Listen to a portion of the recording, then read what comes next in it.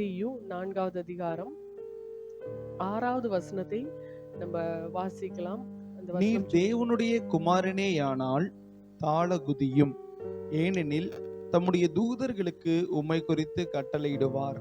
உமது பாதம் கல்லில் இடராதபடிக்கு அவர்கள் உம்மை கைகளில் ஏந்தி கொண்டு போவார்கள் என்பதாய் எழுதியிருக்கிறது என்று சொன்னான். ஹல்லேலூயா. அல்லேலூயா. சத்ரு இயேசு அவருடைய உபவாசத்தை முடித்து தன்னுடைய ஊழியத்தை துவங்கணும். அப்போ சத்ரு வந்து கேட்கிற இரண்டாவது ஒரு காரியம், நீர் தேவனுடைய குமாரனே ஆனால் தாழ குதியும், ஏனெனில் தம்முடைய தூதர்களுக்கு ஆண்டவர் என்ன பண்ணுவாரு, கட்டளை கொடுப்பார். உங்களுடைய பாதம் கல்லில் இடராதபடிக்கு அவங்க என்ன பண்ணுவாங்க, ஏந்தி கொண்டு போவாங்க. இந்த தாழ குதியும் அப்படிங்கிறது அப்படியே தலைகீழ என்ன பண்றது, கீழே குதிக்கிறது. நாம் இருக்கிற நிலைமையிலிருந்து குதிக்கிறது. நான் கடந்த வாரத்துல சொன்னேன், நீதிமான் 7 தரம் விழுந்தாலும் திரும்பவும் எழுந்திருப்பான். ஏதாவது ஒரு காரியத்துல நம்ம வலிக்கிட்டோம், ஏதோ ஒரு காரியத்துல ஆண்டவருக்கு பிரியமில்லாத காரியத்தை செஞ்சுட்டேன்னா உடனே நம்மை நாம் தேய்ச்சி கொள்வதற்கு யூஸ் பண்ற வசனம் தான் என்னது, நீதிமான் 7 தரம் விழுந்தாலும் எழுந்து நிற்பான். நான் சொன்னேன், விழுகிறதற்கும் குதிக்கிறதற்கும் வித்தியாசம் இருக்கு. விழுதல் என்கிற காரியம் நம்மளுடைய அறியாமையில நடக்கிறது, தெரியாம போய் தடுக்கி விழுகிறது. குதிக்கிறதுன்னா என்ன அர்த்தம், பிளான் பண்ணி இவ்வளோ ஹைட்ல இருந்து இப்படி நான் குதிச்சு இப்படி அடிப்பட போகுதுங்கிறதை தெரிந்து குதிக்கிறதுக்கு பேர் தான் என்னது, குதித்தல். தாழ குதியும் அப்படிங்கிறது நிறைய டைம்ல நம்ம செய்கிற பர்பஸ்ஃபுல்லா நம்ம செய்கிற பாவங்களுக்கு, துணிகரமாய் செய்கிற பாவங்களுக்கு நம்ம என்ன சொல்றோம், நான் விழுந்துட்டேன், தெரியாம பாவத்துல விழுந்துட்டேன். பாவத்துல நீங்க விழல, பாவத்துல நீங்க என்ன பண்றீங்க, குதிக்கிறோம். பாவத்துல நம்ம என்ன பண்றோம், குதிக்கிறோம். நம்மளுக்கு ஆண்டவர் சொல்லிட்டாரு, இதுதான் நீதி, இதுதான் நியாயம், இது பாவம், இது பரிசுத்தம். ஆண்டவர் நம்மளுக்கு அழகா டிஃபைன் பண்ணதுக்கு அப்புறம் அந்த பாவத்தை செஞ்சுட்டு ஆண்டவரே நான் பாவத்துல விழுந்துட்டேன்னு என்ன பண்ணக்கூடாது, சொல்ல கூடாது. அப்போ நீதிமான் 7 தரம் விழுந்தாலும் எழுந்திருப்பான்னா, நீங்க அறியாத பாதையில போகும்போது விழுந்துட்டீங்கன்னா ஓகே, அப்போ அந்த நீதிமான் எழுந்திருந்தாலும் அந்த வசனத்தை குறிச்சு என்ன பண்ணலாம், மேன்மை பாராட்டலாம். வேணும்னே போய் தவறான காரியங்களை செஞ்சுட்டு, வேணும்னே ஆண்டவர் பிரியம் இல்லாத காரியங்களை துணிகரமா செஞ்சுட்டு, நீதிமான் நான் 7 தரம் விழுந்தாலும் ஆண்டவர் என்னை கழுவி எடுப்பார் அப்படின்னா, ஆண்டவர் கழுவுவார். அதுக்கு முன்னாடி அதற்கான பெனால்ட்டியை நம்ம பே பண்ணி தான் நாம் கழுவப்பட முடியும். ஸோ இன்றைக்கு இந்த வசனத்திலிருந்து ஒரு 5 விதமான காரியங்களை நான் உங்களுக்கு சொல்ல நான் விரும்புகிறேன். நம்முடைய நேரத்தை கருதி நம்ம சீக்கிரத்துல அதை நம்ம தியானிச்சு நம்ம கடந்து செல்ல இருக்கிறோம். கர்த்தர் நம்மை வழி நடத்துவாராக. இயேசுவை பார்த்து பிசாசு ஏன் இந்த கொஸ்டினை வைக்கணும், நீர் தாழ குதியும், நீர் தேவனுடைய குமாரனே ஆனால் நீர் தாழ குதியும் அப்படிங்கிற அந்த காரியத்தை ஏன் சொல்லணும் அப்படிங்கறது குறிச்சு ஒரு 5 காரியங்கள். நம்பர் 1, எழுதுறவங்க எழுதிக்கோங்க. நம்பர் 1, இயேசுவினுடைய தாழ்மையை சோதிக்கும்படிக்கு.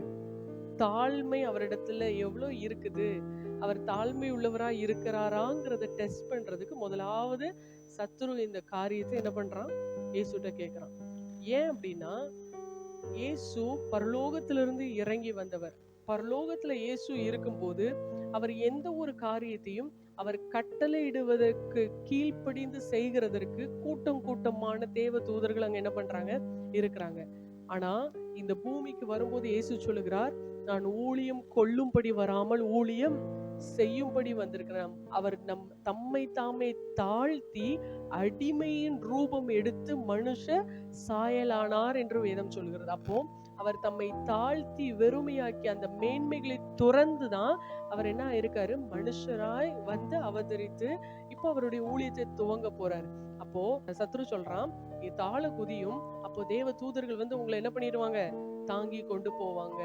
அப்போ இயேசு இன்னும் அந்த அந்த அந்த அந்த கிளைமேட்லயே இருக்கிறாரா, அந்த பரலோகம் அந்த ஒரு பெருமையிலே இருக்கிறாரா? யோசிச்சு பாருங்க. நம்ம ஏதோ ஒரு ஸ்கூல்ல அல்லது காலேஜ்ல ஏதோ ஒன்று அச்சீவ் பண்ணி அவார்டு வாங்கிட்டோம்னு வச்சுக்கோங்களேன், ஒரு வாரம் அந்த டாபிக் அந்த காலேஜ் கேம்பஸ்குள்ள என்னதான் ஓடிட்டு இருக்கோம், இவங்க நம்ம காலேஜுக்காக இவ்வளோ பெரிய ஒரு காரியம் தெரியுமா, நம்ம கிராஸ் பண்ணாலும் நம்ம ஏதாவது ஒன்று போனாலும் இவங்க தான் என்ன பண்ணாங்க, ப்ரைஸ் வாங்கினாங்க. நம்ம வாங்கினது ஒரே ஒரு ப்ரைஸ் தான். அந்த ஒரே ப்ரைஸை வச்சுட்டு 4 வருஷம் அதே கனவுலே இருந்துட்டு இருப்போம். என்னன்னா, நான் யாரு தெரியுமா, நான் இந்த காலேஜுக்கு இந்த கப்பை நான் அடிச்சு கொடுத்துருக்கேன், இந்த காலேஜ்ல இந்த காரியத்தை நான் என்னுடைய பெருமை அப்படின்னு சொல்லிட்டு அந்த அதே மோட்ல என்ன பண்ணுவோம். அதுக்கப்புறம் 4 கப் போறதை நம்ம மிஸ் பண்ணிட்டோம். அந்த கப்பை அடிச்சு பெருமையோட என்ன பண்ணிட்டு இருப்போம், நம்ம இருந்து கொண்டு இருப்போம். இங்க சத்துரு டெஸ்ட் பண்றான். நீ தேவன் அங்க பரலோகத்துல இருக்கும்போது நீர் கட்டளையிட எல்லாமே உங்களுக்கு முன்பாக வந்து நின்றது. இப்போ நீங்க குதிச்சீங்கன்னா தேவ தூதர்கள் வந்து தாங்குவாங்க. அது தேவன் செய்திருந்தால் அவர்கள் தாங்கி இருப்பார்கள், உண்மைதான். ஆனா அந்த தாழ்மை இயேசு எந்த அளவிற்கு உள்ள வாங்கி இருக்கிறாருங்கிறதுக்கான டெஸ்ட் தான் என்னது, தாழ குதியும். இன்றைக்கு நிறைய வேலைகள்ல சத்துரு நம்மளுக்கு எதிராக நிறைய காரியங்கள் வைக்கிறதுல ரொம்ப ரொம்ப முக்கியமானது நம்முடைய பெருமை. நம்முடைய பெருமையை இன்க்ரீஸ் பண்ணும்படிக்கு, நம்முடைய பெருமையை அதிகரிக்கும்படிக்கு நம்மை சுற்றி நிறைய மனிதர்களை பிசாசு யூஸ் பண்ணுவான். நம்மை சுற்றி நிறைய காரியங்களை, சூழ்நிலைகளை யூஸ் பண்ணுவான். அந்த சூழ்நிலையிலும் நம்முடைய பெருமை அந்த இடத்துல தலை தூக்குற மாதிரி நீங்க உணர்த்தப்பட்டீங்கன்னா உடனே அந்த பெருமையை எதுல அரைஞ்சிடணும், சிலுவையில அரைஞ்சிடணும். ஆமேன். பெருமை ஒரு மனுஷனுக்கு சத்துரு வைக்கிற ஆயுதங்கள்ல ரொம்ப பவர்ஃபுல்லான ஒரு ஆயுதம் என்னது, பெருமை. ஏன்னா பெருமை மற்ற எல்லா பாவங்களை விட கொடிதான பாவமாய் கருதப்படுது. ஏன்னா மற்ற எல்லா பாவத்தை செய்யறவன் ஆண்டவர்கிட்ட வந்து நீதிக்காக நிற்கும் போது ஆண்டவர் என்ன பண்ணிடுறாரு, ஓகே நீ உன்னோட இயலாமையில செஞ்சுட்ட, இல்ல நீ இப்படி செஞ்சுட்ட, உன்னை மன்னிச்சிடுறேன்னு ஆண்டவர் நமக்கு இரக்கம் பாராட்டுகிறார். ஆனால் ஒருவன் பெருமையோடு போய் கர்த்தருடைய பாதத்துல நின்னா வேதம் சொல்லுகிறது, பெருமையுள்ளவனுக்கு தேவன் எதிர்த்து நிற்கிறார். நம்ம எவ்வளவு பெரிய அபிஷேகத்தை பெற்றிருந்தாலும், எவ்வளவு வல்லமை வரங்கள் நமக்குள்ளே ஆண்டவர் வச்சிருந்தாலும், பெருமை மாத்திரம் வந்துருச்சுன்னா நமக்கு எதிராக யார் வந்துடுறா, கர்த்தர் நிற்கிறார். கர்த்தருக்கு எதிர்த்து நம்முடைய வரங்கள், வல்லமைகள், நம்மளுடைய பேக்ரவுண்ட் எதுவுமே என்ன பண்ண முடியாது, நிற்க முடியாது. அப்போ கர்த்தர் நமக்கு ஆப்போசிட்டா மாறுற அளவிற்கு கொடூரமான ஒரு காரியம் என்னது, பெருமை. அதுதான் சத்துரு டெஸ்ட் பண்றான். ஆண்டவர் எவ்வளவு தாழ்மையா இருக்கிறாரு. அந்த இடத்துல இயேசு என்ன பண்ணார், சாத்தானை ஜெயித்தார். ஆமேன். அந்த ஜெயித்த இயேசு இன்றைக்கு நம்ம மத்தியிலே இருக்கிறார், நமக்குள்ளே இருக்கிறார். எத்தனை பேர் ஆமேன் சொல்ல முடியும்? ஆமேன். நம்பர் 1, அவன் தாழ குதியும் சொன்னதுக்கு பின்னாடி இருந்தது இயேசுவினுடைய தாழ்மையானது சோதிக்கப்பட்டது. 2வது, இயேசுவோட காத்திருக்கிற தன்மை அது சோதிக்கப்பட்டது. யோசி பாருங்க, 40 நாள் இயேசு காத்திருந்தார், ஜெபித்தார், காத்திருந்தார், பிதாவோடு உறவாடினார், அவர் டைம் ஸ்பெண்ட் பண்ணி எல்லாம் முடிச்சுட்டு இப்ப 40 நாள் முடித்ததுக்கு அப்புறம் அவர் தன்னுடைய வேலையை துவங்கணும். யோசிச்சு பாருங்க, நீங்க ஒரு 40 நாள் உபவாசம் இருந்து ஜெபிக்கிறீங்க, ஆண்டவர் என்ன ஊழியத்துல வல்லமையா பயன்படுத்தணும், ஆண்டவர் என் வாழ்க்கையில அல்லது உங்களுடைய தனிப்பட்ட காரியத்துல இந்த 40 நாளை முடிச்சுட்டு நான் பெரிய ஒரு பிரேக் த்ரூ என் வாழ்க்கையில பார்க்கணும் அப்படின்னு காத்திருக்கிறீங்க. அந்த 40 நாள் முடிகிற வரைக்கும் நமக்குள்ளே ஒரு ஆர்வம் இருக்கும், நம்ம பயங்கர ஆக்டிவா இருப்போம். என்னது, இந்த 40 நாள் எப்படியாவது ஜெபிச்சிடணும், இந்த காரியத்தை செய்யணும், அதை செய்யணும், இதை செய்யணும், இப்படிலாம் செஞ்சு இந்த 40 நாள் முடிந்ததுக்கு பிற்பாடு கர்த்தர் எனக்கு என் வாழ்க்கையில ஒரு பெரிய மாற்றத்தை, இல்லை இந்த குறிப்பிட்ட காரியத்துல இப்படி ஒரு அற்புதத்தை செஞ்சிடணும் அப்படின்னு காத்திருக்கிற டைம்ல 40 நாள் முடிகிற வரைக்கும் நம்ம காத்திருப்போம், பொறுமையா இருப்போம், எல்லாமே பண்ணுவோம், நம்மளை தாழ்த்துவோம், நம்மளை வெறுமையாக்குவோம், ஜெபிப்போம். 40 நாள் முடிந்ததுக்கு பிற்பாடு நமக்குள்ளே ஒண்ணு வந்துடும், ஓகே நம்ம 40 நாள் கம்ப்ளீட் பண்ணிட்டோம், இனிமே நம்முடைய காரியங்களை செய்ய தோகணும், கர்த்தர் என்ன பண்ணுவார், பெரிய காரியத்தை செய்யப்பார். சோ இந்த டைம்ல ஒரு டெஸ்ட் வைக்கப்படுது இயேசுக்கு. இயேசு கர்த்தருடைய வேலைக்காக காத்திருந்து, இயேசு இந்த உலகத்துல அவர் ஊழியம் செய்ய போற நாட்கள் ரொம்ப கம்மி. அப்ப அவரிடத்துல இருந்து வல்லமை புறப்படணும், ஜனங்கள் அற்புதங்களை பெறணும், பெரிய பெரிய மிராக்கிள்ஸ் நடக்கணும். இது எல்லாம் எப்போ துவங்கப்படணும், அந்த 40 days ஃபாஸ்டிங்க்கு அப்புறம் துவங்கப்படணும். சத்துரு சொல்றான், நீ தேவனுடைய குமாரனா தாழ குதியும், தேவ தூதர்கள் உங்களை கையில ஏந்தி கொண்டு போவாங்க. ஜீசஸ் நினைச்சிருக்கலாம்ல, இப்ப நான் 40 days ஃபாஸ்டிங் முடிச்சுட்டு பக்காவா ப்ரிப்பேர் ஆகி என்ன பண்ணிட்டேன், ஊழியத்துக்கு ரெடியாகி வந்து நின்னுட்டேன், இப்ப நான் கீழே குதிச்சா கூட என்னைய தாங்குவாங்க, ஏன்னா அவர் மரித்தவர்களை எழுப்ப போகிறார். லாசருவே வெளியே வான்னு சொல்லும் போது மரித்து 4 நாட்கள் ஆன லாசரு வெளியில வர போறாரு, கண்ணு பிறவி குருடனுக்கு கண்கள் திறக்கப்பட போகுது, இப்படிப்பட்ட அற்புதங்கள்லாம் நடக்க போகுது. அப்ப அவர் குதிச்சு அவருடைய வல்லமையை ப்ரூவ் பண்ணிருக்கலாம்ல. அவர் என்ன பண்ணல, டைம் ஹரிபரி பண்ணல. அவர் டைம் என்ன பண்ணல, துரிதப்படுத்தல. கர்த்தருடைய நான் என்னுடைய கடமையை செஞ்சுட்டேன், 40 நாள் ஃபாஸ்டிங் இருக்க வேண்டிய என்னுடைய ஒழுங்குக்கான காரியத்தை நான் செஞ்சுட்டேன். ஆனா கர்த்தருடைய வேலையில என் மேல ஆவியானவர் இறங்கி வந்து, இவர் என்னுடைய நேசகுமாரன், இவரில் பிரியமாய் இருக்கிறேன்னு அவர் சொல்ற வரைக்கும், அவருடைய வல்லமை என்னிடத்துல இருந்து புறப்பட ஆரம்பிக்கிற வரைக்கும் நான் என்ன பண்ணுவேன், காத்திருப்பேன். அதுக்கு முன்னாடி என்னுடைய டைம் என்ன பண்ண மாட்டேன், ரஷ் பண்ண மாட்டேன். இன்னைக்கு நிறைய பேருக்குள்ள இருக்கிற ஒரு காரியம் அவசரம். நம்மளுடைய டைம் ஃப்ரேம் முடிஞ்ச அடுத்த செகண்ட்ல இருந்து நமக்குள்ள என்ன வந்துருது, அவசரம். கர்த்தருடைய வேலைக்காக காத்திருப்போம். நம்முடைய எல்லா கால்குலேஷனும் முடிந்ததுக்கு பிற்பாடும் கர்த்தர் கிரியை செய்ய துவங்கும் போது, கர்த்தர் கிரியை செய்ய துவங்குற வரைக்கும், மேகம் எழுந்தருளுகிற வரைக்கும் நாம் காத்திருக்க நம்மை அர்ப்பணிக்க வேண்டும். ஆமென். நம்முடைய மாம்சம் சிலுவையில அறையணும்னா, நான் பாவத்துக்கு விலகி ஓடணும், பாவ இச்சைகளுக்கு விலகி ஓடணும், பொய் சொல்லக்கூடாது, இதுக்கு மாத்திரம் இல்ல, கர்த்தருடைய வேலை வருகிற வரைக்கும் காத்திருக்கிறதற்கு நம்முடைய மாம்சத்தை சிலுவையில அறையணும். ஆமென். நம்முடைய மாம்சம் சிலுவையில அறையப்படுறதுன்னு அதுதான். ஆண்டவரே நான் ஜெபிக்கிறேன், நீ எழுந்து காரியத்தை நடப்பி அப்படின்னு ஆண்டவர் சொல்லிட்டாருன்னு கடகடன்னு எந்திரிச்சு போய் ஏதாவது இல்ல, எழுந்து காரியத்தை நடப்பின்னு சொல்லிட்டாருன்னா அதுக்காக ஜெபிக்க ஆரம்பிப்பேன். அதற்காக நான் என்னென்ன காரியங்கள் ஆண்டவர் என்ன விருத்த சேதனம் பண்ணணும்னு சொல்றாரோ அது விருத்த சேதனம் பண்ண ஆரம்பிப்பேன். ஆனா பியூர்லி கர்த்தருடைய வேலைக்காக நான் காத்திருப்பேன். ஆமென். இயேசு காத்திருந்தார். ஆமென். இயேசு காத்திருந்தார். தேவனாகிய கர்த்தரை பரீட்சை பாராதிருப்பாயாக. ஆண்டவருடைய வேலையை நீ பரீட்சை பார்க்காத, ஆண்டவர் அனுப்புன அவருடைய வல்லமையை நீ பரீட்சை பார்க்காத. நான் இன்னைக்கு குதிச்சு ஏஞ்சல்ஸ் வந்து என்னை தாங்கினா மாத்திரம்தான் எனக்குள்ள இருந்து வல்லமை புறப்பட போறது இல்ல. நீ கர்த்தரை டெஸ்ட் பண்ணாத. அவருடைய வல்லமை எப்போ புறப்படணுமோ, காணா ஊர்ல தண்ணீர் எப்படி திராட்சை ரசம் ஆகணுமோ அவருக்கு தெரியும் அந்த வேலை. ஆமென். அவருடைய வேலை அந்த முதல் சம்பவத்துல, முதல் அற்புதத்துல ஆண்டவர் சொல்லுவாரு மரியாளை பார்த்து, ஸ்திரீயே என் வேலை இன்னும், ஆண்டவர் நினைச்சிருக்கலாம் 40 நாள் ஃபாஸ்டிங்கை முடிச்சுட்டேன், பிசாசோட டெஸ்ட்டை முடிச்சுட்டேன், எல்லாத்தையும் முடிச்சு நான் இன்னைக்கு ஜாயின் பண்ணிட்டேன், என்னோட டியூட்டி ஸ்டார்ட் ஆயிருச்சு, இன்னைக்கு அற்புதம் நடந்துடணும்ல, நான் இப்ப சொன்னா நடக்கணுமே. கர்த்தருடைய வேலைக்காக அவர் காத்திருந்தார். ஆமென். அதுதான் அவரை தாழ்த்தி வெறுமையாக்கி அவருடைய மாம்சத்தை சிலுவையில் அரைஞ்சி, என்னில யாருதான் பெருகி இருக்கணும், பிதாதான் பெருகி இருக்கும், என்னில அவர் தான் பெருகி இருக்கணும். நான் நினைச்சு இங்க செஞ்சுட்டு போய் அதுல என்ன பிரயோஜனம்? அவருடைய வேலைக்காக காத்திருக்கணும். ஆமென். இயேசு இந்த டெஸ்டையும் என்ன பண்ணாரு, ஜெயித்தார். ஆமென். ரெண்டாவது காத்திருக்கிறதற்காக வைக்கப்படுகிற டெஸ்ட். மூணாவது இயேசுவினுடைய முடிவு எடுக்கும் திறமையை, டெசிஷன் மேக்கிங் கெப்பாசிட்டியை டெஸ்ட் பண்றதுக்கான ஒரு டெஸ்ட். Decision making. எந்த ஒரு சூழ்நிலையிலும் நம்ம ஒரு காரியத்துல முடிவு எடுக்கணும்னு வரும்போது, சில பேர் நல்ல காரியங்களை யோசித்து செய்வாங்க. ஆனா ஒரு 2 காரியத்தை சொல்லி இதுல இதுவா நீங்க சூஸ் பண்ணுங்கன்னா என்ன பண்ண மாட்டாங்க, குழம்பி கொண்டே இருப்பாங்க. ட்ரெஸ் எடுக்கிறதுக்காக ஷாப்பிங் போறீங்கன்னு வச்சுக்கோங்களேன், நம்மளுக்கு தேவை இந்த ட்ரெஸ் அப்படின்னா நேரா போவோம், இந்த கலர்ல இவங்க கேட்டிருக்காங்க, இல்ல இந்த ஒரு ஈவெண்ட்டுக்கு இந்த கலர்ல நமக்கு ட்ரெஸ் தேவைப்படுதுன்னா போவோம், இந்த கலர் சூஸ் பண்ணுவோம், எடுப்போம், வந்துடும். சும்மா ரேண்டமா ஷாப்பிங் போற டைம்ல எதை எடுக்கணும்னு என்ன பண்ணாது, தெரியாது. எல்லாத்தையும் கார்ட்ல போட்டு அந்த கார்ட்ல இருந்து அப்புறம் மைனஸ் பண்ணி, அப்புறம் ஆட் பண்ணி, மைனஸ் பண்ணி, கடைசியில காசை பார்த்தா அதுக்காக கொஞ்சம் மைனஸ் பண்ணி, இப்படியே சுத்தி கடைசியில எதுவுமே வேண்டாம், ஏடிஎம் வேலை செய்யலன்னு சொல்லி என்ன பண்ணிடுறோம், எல்லாத்தையும் போட்டு வரோமா இல்லையா? Decision making capacity. ஆண்டவருக்கு தெரிஞ்சது எது என்னுடைய லிமிட், நான் யாருக்கு ஒபே பண்ணணும், யாருடைய கேள்விக்கு நான் பதில் சொல்லணும். சில வேளைகள்ல ஒரு நபர் என்கிட்ட சொன்னார், என்னோட வாழ்க்கையில டூ மச் ஆஃப் இன்ஃபர்மேஷன் நீ மற்றவங்களுக்கு கொடுக்கணுங்கிற அவசியம் இல்லை. இப்போ நீங்க என்னை பார்த்து நல்லா இருக்கீங்களா அப்படின்னு கேட்டா நான் என்ன சொல்லலாம்? நேற்று தினம் விஜிபி போயிருந்தோம் இல்லையா, அதை வச்சு ஒரு சம்பவம் சொல்றேன்.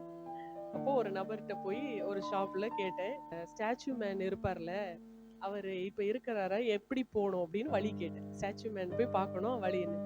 அப்போ அவர் சொன்னார், அவர் என்ன சொல்லி இருக்கலாம் பதில், இங்க இருக்கு, டிக்கெட் கவுண்டருக்கு பக்கத்துல நீங்க போனீங்கன்னா இருப்பார், அதுதான் அவரோட பதில். ஆனா அவர் என்ன சொன்னார்னா, நீங்க டிக்கெட் கவுண்டர் பக்கத்துல போனீங்கன்னா அங்க இருப்பார், அவருக்கு இப்போ ரொம்ப வயசாயிருச்சு, ரொம்ப கிட்டத்தட்ட 35 வருஷத்துக்கு மேல இங்க ஒர்க் பண்ணாரு, நின்றுட்டே இருந்தாருல, அதனால இப்போ அவரால் நிக்க முடியல, ஆனா அவருக்கு இப்போ சம்பளம் எல்லாம் கொடுத்துட்டு தான் இருக்காங்க, ஆனா அவர் சேர் போட்டு பக்கத்துல உட்கார்ந்து இருப்பார் அல்லது படுத்திருப்பார், ஆனா சம்பளம் எல்லாம் என்ன பண்றாங்க, கொடுக்க. நான் கேட்டது ஒரே கேள்வி, ஸ்டாச்சு மேனை போய் பார்க்கணும், எங்க அவருக்கு சம்பளம் கொடுக்குறாங்களா இல்லையாங்கிறது யாருடைய வேலை? அவங்க எஜமானுடைய வேலை. எஜமான் தயாளனா இருந்து அவருக்கு சம்பளம் கொடுக்கிறார். அது இந்த மனுஷனுக்கு எப்படி இருக்கு, வைத்தறிச்சலா இருக்கு. அதை யார்கிட்ட போய் சொல்லன்னு அவருக்கு தெரியல. நான் சாதாரணமா அன்னைக்கு போய் வழி எங்கன்னு கேட்கிறேன், என்கிட்ட என்ன சொல்றாரு, சம்பளம் எல்லாம் கொடுக்குறாங்க, அவருக்கு என்ன வைத்தறிச்சல், நான் இங்க இருந்து உழைச்சி கடை போட்டு இவ்வளவு பண்ணி இவ்வளவு பிரயாசப்படுறேன், எனக்கு இவ்வளவுதான், அவர் சும்மா படுத்திருந்து என்ன பண்றாரு, சம்பளம் வாங்குறாரு. Too much of information. எதுக்கு கொடுக்குறோம் டூ மச் ஆஃப் இன்ஃபர்மேஷன்? ஒருத்தங்க கொடுக்குறாங்கன்னா என்ன அர்த்தம்? அந்த விதத்துல அவங்க பாதிக்கப்பட்டிருக்காங்க. அதை யாருக்கிட்ட சொல்லி புலம்பன்னு அவங்களுக்கு தெரியல. யாரு கிடைக்கிறாங்களோ அவங்க கிட்ட அந்த இன்ஃபர்மேஷனும் கொடுக்குறாங்க. நாம் எப்படிப்பட்டவர்களா இருக்கிறோம்? அந்த ஆதங்கத்தை யாருக்கிட்டையும் என்ன பண்ண முடியல, வெளிப்படுத்த முடியல. வெளிப்படுத்தினாலும் யாரும் புரிஞ்சுக்கல. அதனால ஏதோ ஒரு இடத்துல என்ன பண்றோம், தேவையில்லாத அந்த இன்ஃபர்மேஷனை நம்ம கொடுக்குறோம். இயேசு எந்த ஒரு இடத்துலயாவது அவர் கேட்ட கேள்விக்கு அதற்கு பதில சொல்லி நீங்க பார்த்திருக்கீங்களா? இயேசு கிட்ட வந்து கேக்குறாங்க, இயேசுவே வருகிறவர் நீர்தானா இல்ல வேற ஒருத்தர் வர காத்திருக்கணுமா அப்படின்னு யோவான் தம்முடைய சீஷர்களை அனுப்புறாரு. இயேசு என்ன சொல்லியிருக்கணும்? நான் தான்ப்பா வந்துட்டேன் அப்படின்னா அதோட வேலை முடிஞ்சுச்சா இல்லையா? இயேசு என்ன சொன்னார்? ஒரு அதிகாரத்துக்கு பேசியிருப்பார். குருடர் பார்வை அடைகிறாங்க, சப்பானி நடக்கிறாங்க, இது நடக்கு அது நடக்கு, இதெல்லாம் நடக்குது, இதெல்லாம் போய் அவன்கிட்ட போய் சொல்லுங்க, அவன் என்ன பண்ணட்டும். இதெல்லாம் ஜட்ஜ் பண்ண முடியாம தான் அவன் என்ன பண்ணி கேட்கறான், ஆண்டவரே நீர் தானா, இதெல்லாம் பார்த்தா சிம்டம்ஸ் தெரியுது, நீங்க தானா? கடைசி வரைக்கும் ஆண்டவர் நான் தானே என்ன பண்ணவே இல்லை, சொல்லவே இல்லை. இயேசு எங்கேயுமே எக்ஸ்ட்ரா இன்ஃபர்மேஷன்ஸ் என்ன பண்ணிருக்கவே மாட்டாரு, கொடுத்து. ஆனா நாம் மனிதர்கள் தேவையே இல்லாத இன்ஃபர்மேஷன்ஸை தேவையே இல்லாத மனிதர்களுக்கு என்ன பண்ணுவோம், கடத்தி கொண்டு இருப்போம். அது எதை குறிக்கிறது? நம்முடைய ஆதங்கங்களை வெளிப்படுத்துற முடியாம மற்ற மனிதர்கள் இடத்துல வெளிப்படுத்துறோம். நம்முடைய ஆதங்கங்களை வெளிப்படுத்துறதுக்கு இயேசுவோட சமூகம் இருக்காமே. ஜெபத்துல போய் ஆண்டவரே இதெல்லாம் என்னுடைய ஆதங்கம், இதெல்லாம் நான் வந்து ஆசைப்பட்டேன், இதெல்லாம் எனக்கு ஏன் நடக்கல, அதற்கான காரியங்கள் தீர்வுகள் தேவ சமூகத்துலதான் இருக்கு. அங்க போகாம அந்த ஆதங்கங்களை சேர்த்து சேர்த்து சேர்த்து ஓவர் பர்டன் ஆகி எங்க இன்ஃபர்மேஷன் தேவையில்லையோ அங்கெல்லாம் என்ன பண்ணிடுறோம், கொடுத்துடுறோம். இயேசு அவர் எடுக்கிற முடிவுல, அவர் பேசுகிற வார்த்தையில தெளிவா இருந்தார். இதுதான் இதற்காக நான் அனுப்பப்பட்டேன், இந்த காரியத்தை சொல்லும்படி நான் அனுப்பப்பட்டேன். தேவ தூதர்கள் இப்ப இறங்கி வந்து அற்புதங்களை செய்வாங்க, கண்டிப்பா எனக்கு ஒத்தாசை செய்வாங்க. ஆனா இப்ப எனக்கு அது தேவை கிடையாது. இப்போ உன்னுடைய வார்த்தைக்கு நான் கீழ்ப்படியணுங்கிறது எனக்கு அவசியம் இல்லாத ஒன்று. இப்போ பிதாவுடைய சித்தத்துல இது இல்ல, இது அவருடைய பிளான்ல இல்ல. இப்படி அவர் முடிவுகளை எடுக்கிறதுல தெளிவா இருந்தா. இன்னைக்கு நம்முடைய வாழ்க்கையின் முடிவுகளை எடுக்க நம்ம எவ்வளவு குழம்பி போயிருக்கிறோம், எவ்வளவு காரியங்களை. காரணம் என்ன? Over burden. ஒன்று இன்றைய நினைச்சு பர்டன், ஒன்னு பாஸ்ட நினைச்சு பர்டன், இல்லைன்னா ஃபியூச்சர்ல இப்படி நம்ம முடிவெடுத்தா இப்படிலாம் ஆயிருமோ. அதற்கு தான் கர்த்தர் நமக்கு அவர் வசனம் சொல்லுகிறது, உங்களுடைய வசனம் என் கால்களுக்கு தீபமும் என் பாதைக்கு வெளிச்சமுமா இருக்கு. மூணாவது டெஸ்ட் அவருடைய டிசைடிங் கெப்பாசிட்டிய டெஸ்ட் பண்றது. நான்காவது இயேசுனுடைய வல்லமை ஆக்டிவேட் ஆகப்பட்டதாங்கிற அந்த ஒரு கன்ஃபியூஷன், அவருடைய குழப்பம்.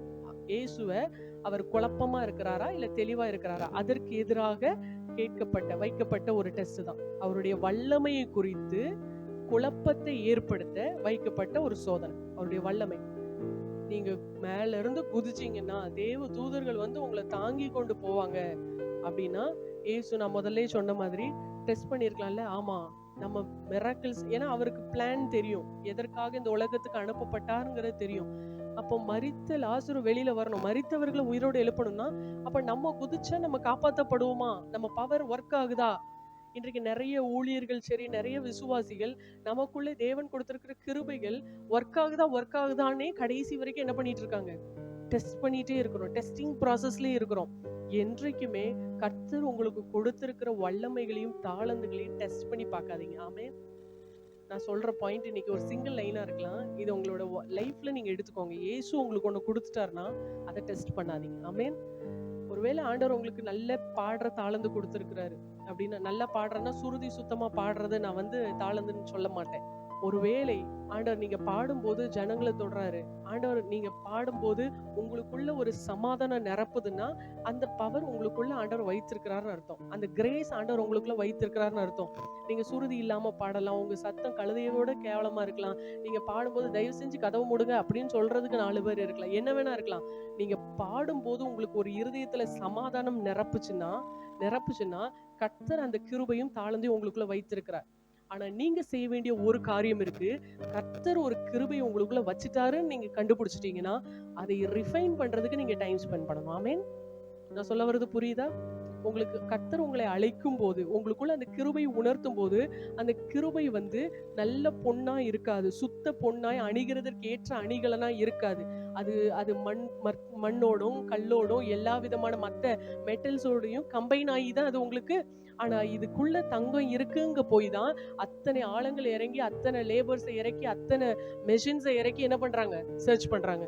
அதை ரிஃபைன் பண்றதுக்கு அத்தனை ப்ராசஸ்க்குள்ள என்ன பண்றாங்க, அதை ஹீட் பண்றாங்க, அதுக்கப்புறம் அதை கியூப்புலேட் பண்றாங்க, அதுக்கப்புறம் அதை ரிஃபைனிங் ப்ராசஸ் எல்லாத்துக்குள்ளேயும் கொண்டு வராங்க. எதனால? இதெல்லாம் நான் பண்ணா இந்த தங்கம் அணிகிறதுக்கு ஏதுவாக, இல்ல மார்க்கெட்ல ஒரு ஹை வேல்யூவான ஒரு ப்ராடக்ட் என்ன பண்ணும், வரும். அப்போ கர்த்தர் கொடுத்த கிருபைய நீங்கள் சந்தேகிக்காதீர்கள், நீங்க டெஸ்ட் பண்ணாதீங்க. அதை டெஸ்ட் பண்ற டைம்ல அதை ரிஃபைன் பண்ணுங்க. ஒரு ஆமேன்னு சொல்லலாமா? கர்த்தர் உங்களுக்கு எது கொடுத்திருக்கிறாரோ, பாடுற தாளந்தா இருக்கலாம், சில பேருக்கு நாலு வார்த்தை ஆறுதலா பேசுற கவுன்சிலிங் மினிஸ்ட்ரியா இருக்கலாம், பிரேயர் மினிஸ்ட்ரியா இருக்கலாம். இதெல்லாம் உலகத்தால அற்பமா எண்ணப்படுகிற ஊழியங்கள். ஆனா இதற்கு பின்னாடி பெரிய பெரிய மகிமை இருக்கு. ஜெப ஊழியத்துக்கு பின்னாடி பெரிய மகிமை இருக்கு. கவுன்சிலிங் மினிஸ்ட்ரிக்கு பின்னாடி பெரிய மகிமை இருக்கு. இந்த மகிமையை ஆண்டவர் உங்களுக்குள்ள வைத்திருக்கிறாருங்கிற நீங்க தெரிந்த அந்த முதல் நாள்ல இருந்து, நான் நல்லா பாடுறேன்னா, இவங்களை விட நல்லா பாடுறேன்னா, நான் பாடும்போது 4 பேர் கை தட்டுறாங்களா, நான் ஆராதிக்கும் போது நிறைய பேர் ஆவியில நிறைய, இப்படியே டெஸ்ட் பண்ணிட்டு இருக்காம இந்த தாளந்துகளை எப்படி நான் ரிஃபைன் பண்றதுன்னு நீங்க நேரத்தை செலவிட்டீங்கன்னா, நீங்க நினைக்கிறதற்கும் மேலான காரியங்களை கர்த்தர் அந்த தாளந்துக்கு மூலமா செய்வார். அந்த தாளந்துக்கு மூலமா அநேகர் ஆசீர்வதிக்கப்படுவாங்க, அநேகர் நன்மையை பெற்றுக்கொள்வாங்க. எப்போ? டெஸ்டிங்கை விட்டுட்டு ரிஃபைனிங்ல நீங்க இறங்கணும். ஏசப்பா, இன்னும் நான் நல்லா பாடணும், நான் பாடும்போது நல்ல நேர்த்தியா பாடணும். கல்விமான்கள் வந்து கேட்டா கூட அவங்களுடைய இருதயத்திலயும் நீங்க பேசணும், அப்படி நீங்க பாடணும். இதை பத்தி நல்ல நாலேஜ் உள்ளவங்க வந்து என்னுடைய கூடுகையில கலந்து கொள்ளும் போது கர்த்தர் அவர்களை தொடணும். அதற்கு என்ன பண்ணுங்க, தகுதிப்படுத்து. அதற்கு நீங்கள் இயேசுவுடைய பாதத்தை அமர்ந்து என்ன பண்ணுங்க, அதை தீட்டுவதற்கு, அதை செதுக்குவதற்கு நேரத்தை செலவழிக்கும்படி நான் சொல்றேன். ஸோ 4வது டெஸ்ட் கன்ஃபியூஷன். எனக்கு உண்மைக்குமே இந்த தாளந்து இருக்குதா, எனக்கு உண்மைக்குமே பவர் ஆக்டிவேட் ஆயிட்டா அப்படிங்கிற சந்தேகத்தை உண்டு பண்ணும்படியான டெஸ்ட். 4வது அவரோட பவர் ஆக்டிவேட் ஆயிட்டா, அவருடைய தாளந்துகள், வரங்கள், வல்லமைகளை குறித்த கன்ஃபியூஷன்ஸ். இன்னைக்கு நிறைய ஊழியர்களுக்குள்ள, நிறைய வளர்ந்து வர்ற ஊழியர்களுக்குள்ள, வாலிபர்களுக்குள்ள இந்த காரியம் இருக்கு. ஆண்டவர் உண்மைக்குமே என்னை பயன்படுத்துறாரு, ஆண்டவர் உண்மைக்குமே உங்களை பயன்படுத்தணும்னு தான் அவர் இவ்வளவு காரியங்களை செய்திருக்கிறார். உங்களை பயன்படுத்தணும்னு தான் ரத்தம் சிந்தி சம்பாதிச்சு உங்களை அபிஷேகம் பண்ணி ரட்சித்து, எங்கேயோ இருந்த உங்களுக்கு ஏன் ரட்சிப்பை, விலையேற பெற்ற அபிஷேகத்தை கொடுத்து ஆண்டோடைய பிரசன்னத்துல உட்கார வைக்கணும், உங்களை பயன்படுத்தணும்னு தானே. அப்ப ஏன் பயன்படுத்த மாட்டார்? நம்மை தீட்டுவதற்கு நம்ம அர்ப்பணிக்கணும். ஆமே. ஐந்தாவது இயேசுவினுடைய ஞானத்தை டெஸ்ட் பண்றோம். ஞானத்தை அவர் கேட்கிற கொஸ்டின்ஸ், அவன் கேட்கிற கேள்விகள் மூலம் இயேசு எப்படி வேதத்துல சிறந்திருக்கிறாரு. தாள குதியும் சொன்னா டபார்னு குதிச்சிடுறாரா? அன்றைக்கு ஒரு சகோதரி வந்தாங்க, பீஸ் கிரீன் பீஸ் அதான் வீட்டுல வந்து வாங்கிட்டு வர சொல்லியிருந்தாங்க ஒரு சகோதரி கிட்ட. அந்த சகோதரி என்ன பண்ணிருக்காங்க, வாங்கிட்டு வந்து சாயந்தரம் போல என் கையில, இந்தாங்க சிஸ்டர் அப்படின்னு. நான் என்ன பண்ணேன், நேரா கொண்டு போய் அதை ஃப்ரிட்ஜில் வைக்க போனேன். நம்மகிட்ட எது கொடுத்தாலும் என்ன பண்ணிடணும், அந்தந்த இடத்துல ஹேண்ட் ஓவர் பண்ணிடணும். அதுக்குள்ள என்ன இருக்கு ஏது இருக்கு. உடனே அவங்க சிரிச்சிட்டு கொடுங்க கொடுங்க கொடுங்கன்னு வாங்கிட்டு போய் கேபிட்ட கொடுத்தாங்க. கேபி வாங்கின உடனே பார்த்துட்டு சொன்னா, அம்மா எல்லாமே தோளுமா, உள்ள ஒண்ணுமே இல்ல. அப்பதான் அவங்க சொன்னாங்க, இன்னொரு பேக் எடுத்து கொடுத்தாங்க, இந்தாங்க நான் வீட்டுல வச்சு என்ன பண்ணிட்டேன், எல்லாத்தையும் உடைச்சிட்டேன், நீங்க என்ன பண்றீங்கன்னு பாப்போங்கிறதுக்காக நான் என்ன பண்ணிட்டு வந்தேன். புரியுதா? தேவ ஞானம். சின்ன சின்ன விஷயங்கள் எக்ஸாம்பிள் சொல்றேன். தேவ ஞானம். நம்ம என்ன செஞ்சாலும் அவளுக்கு அது அந்த காய்கறி என்னன்னு அவளுக்கு தெரியுமான்னு தெரியல. ஆனா அந்த பொருளை நான் பார்த்திருந்தேன்னா, என்னது இது, நான் 3 கிலோ வாங்கிட்டு வர சொல்லியிருக்காங்கன்னா முதல்ல நான் வெயிட்டை பார்த்துருக்கேன், இது 3 கிலோ இருக்காதே, யோசிச்சிருக்கணுமா வேண்டாமா? கொடுத்துட்டாங்களா, கேட்டோம் கொடுத்துட்டாங்க, அவ்வளவுதான், முடிஞ்சிருச்சு. இது இல்ல. இயேசுடைய ஒவ்வொரு ஆஸ்பெக்ட்லயும் அவர் தேவனுடைய ஞானத்தை ரிஃப்ளெக்ட் பண்ணாராமே. நாமும் நம்முடைய ஒவ்வொரு வாழ்க்கையின் காரியங்களிலும் நம்ம என்ன செஞ்சாலும், பாஸ்டர் அடிக்கடி சொல்லுவாங்க, ஒரு வேலையை செஞ்சேன்னா எவன்டா இதை செஞ்சது அப்படின்னு இன்னொருத்த வந்து கேட்க கூடாது. யாருங்க இதை செஞ்சா அப்படின்னு கேட்கணுமா? யாருங்க இப்படி செஞ்சா? அந்த மாதிரி ஒரு இம்பாக்டை கிரியேட் பண்றதுக்கு எது தேவை?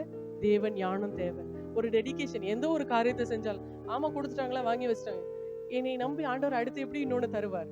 இவன் எதை கொடுத்தாலும் என்னதான் பண்ணுவா, ஃப்ரிட்ஜுக்குள்ள போய் போட, வீலுக்கு எதுக்கு இல்ல. தேவனிடத்துல இருந்து ஒன்றை பெற்றுக்கொள்ள தேவன் நமக்கு தர விரும்புகிறது என்னது? ஞானம். சாலமோன் பாருங்களேன், அவனுடைய வாழ்க்கையில எவ்வளவு பெரிய ஞானத்தை சம்பாதிச்சார். ஆண்டவர் ஞானத்தை கொடுத்ததுக்கு அப்புறம் அவர் ஞானமா இருந்தாருன்னு நினைக்கிறீங்களா? அவர் ஞானமா கேட்டதுனால தானே ஆண்டவர் ஞானத்தையே கொடுத்தார். இல்லையா? சோ ஆண்டவர்கிட்ட நம்ம எது நம்மகிட்ட இருக்கிற பெஸ்ட் ஆண்டவர்கிட்ட காமிக்கிறோமோ, நம்முடைய இருதயத்தின் பெஸ்ட் ஆண்டவருக்கு கொடுக்கும்போது அவர் அவர்கிட்ட உள்ள பெஸ்ட் நமக்கு தராரு. அதுக்கு எக்ஸாம்பிள் தான் சாலமோனுடைய வாழ்க்கை. அவன் கேட்கிறான், நம்ம என்ன ஒரு தாவீது ராஜா, அதுக்கு அடுத்து தாவீது ராஜா பெரிய ஒரு ஆளு தான்.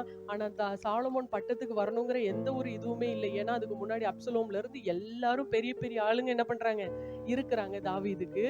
இவங்க சாலமோனை பட்டத்தில் கொண்டு வர்றதுக்கு தேவன் திட்டம் பண்ணிட்டாருன்னு அந்த காரியங்கள்லாம் நடக்கும்போது சாலமோன் வந்து ஓகே என்னன்னு பார்த்துட்டு இருக்காரு. கரெக்டா அவனை ராஜாவா அப்பாயிண்ட் பண்றாங்க. அப்போ என்ன நினைச்சிருக்கலாம், போங்கடா உங்களெல்லாம் விட்டு ஆண்டவர் என்ன பண்ணியிருக்கிறாரு, என்ன நிறுத்தி வச்சிருக்கிறாரு. ஓகே ஆண்டவர்கிட்ட போய் நிக்கலாம்ல, ஆண்டவரே தேங்க்யூ ஏசப்பா. நம்ம என்ன சொல்லுவோம்ல, ஏசப்பா எக்ஸாமுக்கு படிக்கிற வரைக்கும் பாஸ் ஆகணும்னு ஆண்டவர்கிட்ட என்ன பண்ணுவோம், முட்டுவோம், மோதுவோம், உருளுவோம், அங்க பிரதட்சணை பண்ணுவோம், என்னென்ன காணிக்கை இருக்கோ போடுவோம், என்னெல்லாமோ பண்ணுவோம். பாஸ்னு ஒரு ரிசல்ட் வந்துட்டு ஏசப்பா தேங்க்யூ ஏசப்பா, அவ்வளவுதான். ஆண்டவரே ஃபீல் பண்ணிடுவார். ஒரு ஊழியர் சொன்னார், ஒரு 10,000 ரூபாய் அல்லது 1,00,000 ரூபாய் எனக்கு தேவை, மெடிக்கல் எமர்ஜென்சி சீக்கிரம் அப்படி இப்படின்னு ஃபர்ஸ்ட் முதல்ல அன்பா கேட்பாங்களா, பாஸ்டர் ஹெல்ப் பண்ணுங்க அப்படின்னு தாழ்மையா கேட்பாங்களா. அடுத்து கொஞ்ச நாள், அடுத்து 2-3 நாள்ல பாஸ்டர் ஆண்டவர் இப்படிலாம் வேதத்துல பைபிள்ல இப்படி சொல்லியிருக்காரு, நீங்க ஏன் இப்படி உதவி செய்ய மாட்டீங்க, அப்படி இப்படின்னு கேட்பாங்க. அடுத்து கொஞ்ச நாள், நீங்க இப்படிலாம் செய்யலன்னா இப்படிலாம் சாபம் ஆண்டவர் சொல்லியிருக்காருன்னு மிரட்டி உருட்டி ஒரு வாரத்துல அந்த பாஸ்டர் மைண்டை பிரெயின் வாஷ் பண்ணி கடைசியில பாஸ்டர் ஆமா நம்மளுக்கு ஆண்டவர் எவ்வளவு ஆசீர்வாதம் கொடுத்திருக்காரு, இவங்களுக்கு ஒரு 1,00,000 ரூபாய் அனுப்பிடுவோம் அப்படின்னு சொல்லிட்டு அந்த பாஸ்டர் ஜிபே பண்ணோடனே ஒரே வேர்ட்ல தேங்க்ஸ் அப்படின்னு அனுப்புவாங்க. தேங்க்ஸ் முடிஞ்சிருச்சு. அதுக்கு முன்னாடி பக்கமாய் அனுப்பினவர்கள் 1,00,000 ரூபாய் கிரெடிட் ஆனோன்னு என்ன பண்ணுவாங்க, தேங்க்ஸ். நாமும் தேவனிடத்துல என்ன பண்றோம், அப்படித்தான் இருக்கணும். தேங்க்ஸ் ஏசப்பா, இதெல்லாம் உங்களால முடியும்னு எனக்கு தெரியும், அதுக்குதான் நான் உங்ககிட்ட வந்து இல்ல நம்ம ஞானம் உள்ளவர்களா இருக்கணும்னு கர்த்தர் விரும்புகிறார். ஒரு ஆமீன் சொல்லலாமா? சோ இந்த ஞானம் எதை எப்பொழுது எப்படி செய்யணும், அதுதான் ஞானம். இது என்னது, இது எதற்காக நம்மை நோக்கி வருது, இதை எப்படி ஹேண்டில் பண்ணணும், இதோடைய ஃபீட்பேக் என்ன, இதோடைய அவுட்புட் என்ன, இல்ல இதோடைய இஃபெக்ட் என்ன, இதை நாம் பெற்றுக்கொள்வது ஞானம். ஆமென். கர்த்தர் இந்த 5 விதமான சோதனைகளிலும் இருந்து, சத்துருடைய இந்த 5 விதமான சோதனைகளிலும் இருந்து நம்ம ஒவ்வொருவரையும் காத்து வழி நடத்துவாராக. ஆமென். கண்களை மூடி கர்த்தரை நோக்கி பார்க்கலாம்.